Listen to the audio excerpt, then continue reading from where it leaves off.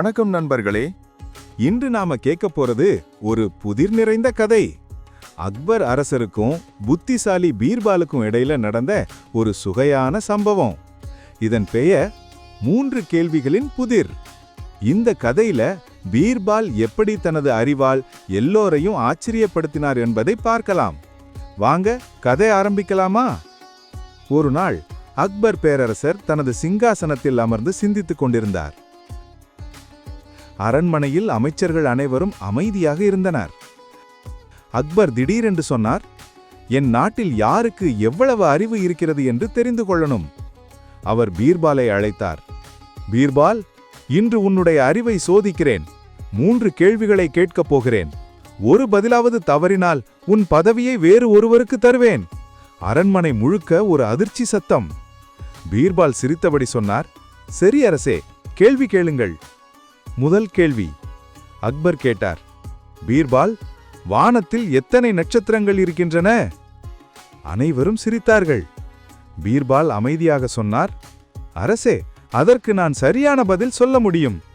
எனக்கு ஒரு பெரிய பையில் மணல் இருக்கிறது. அந்த பையில் எத்தனை துகள்கள் இருக்கிறதோ அதே அளவு நட்சத்திரங்கள் வானத்தில் இருக்கின்றன. அக்பர் சிரித்தார். ஆனா அதை எப்படி நிரூபிப்பாய்?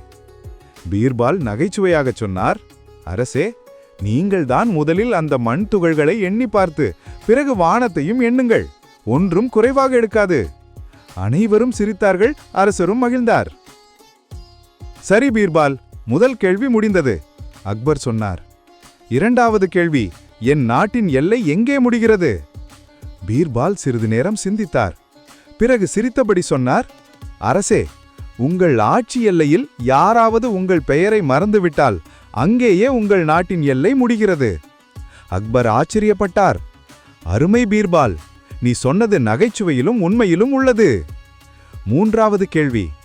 அக்பர் கடைசியாக கேட்டார், பீர்பால், எனக்கு உலகில் மிகச் சிறந்தவர் யார் என்று சொல்ல முடியுமா? அனைவரும் மூச்சை பிடித்துக் கொண்டனர். பீர்பால் சிரித்தார். அரசே, பதில் உங்களுக்கே தெரியும். உங்களை விட சிறந்தவர் எப்போதும் உங்களுடைய மனசுதான். நீங்கள் சிந்திக்கும் விதம் நல்லதா, நீதியானதா இருந்தா நீங்கள் உலகிலேயே சிறந்தவர். அக்பர் மெல்ல சிரித்தார். பீர்பால், நீ எப்போதும் இதயத்திலிருந்து பேசுகிறாய். அதனால்தான் உன் பதில் எப்போதும் வெற்றி பெறுகிறது. அனைவரும் கைத்தட்டினர். அக்பர் எழுந்து சொன்னார், பீர்பால், நான் இன்று உணர்ந்தேன். அறிவு என்பது புத்தகத்திலிருந்து கிடைப்பதல்ல, அது மனசிலிருந்து வரும் ஞானம். பீர்பால் வணங்கி சொன்னார், அரசே, உங்களின் கேள்விகள் எனக்கு பாடமாக இருக்கின்றன. அறிவை சோதிப்பது நம்மை மேலும் வளர்க்கும். அனைவரும் சிரித்து மகிழ்ந்தனர். அரண்மனை முழுக்க பீர்பாலின் புகழ் ஒலித்தது. நண்பர்களே, இன்றைய கதையிலிருந்து நாம் என்ன கற்றுக்கொண்டோம் தெரியுமா? அறிவு என்பது புத்திசாலித்தனம் அல்ல, அது சிந்திக்கும் திறமையும் தான். சில நேரங்களில் பதில் புத்தகத்தில் இல்லை, மனதில்தான் இருக்கும். சிரிப்புடனும் அறிவுடனும் பிரச்சனையை தீர்க்கலாம். அதுதான் பீர்பாலின் மந்திரம். அடுத்த முறை இன்னொரு சுவையான அக்பர் பீர்பால் கதையுடன் சந்திப்போம். அதுவரைக்கும் சிந்தியுங்கள், சிரியுங்கள், கற்றுக்கொள்ளுங்கள்.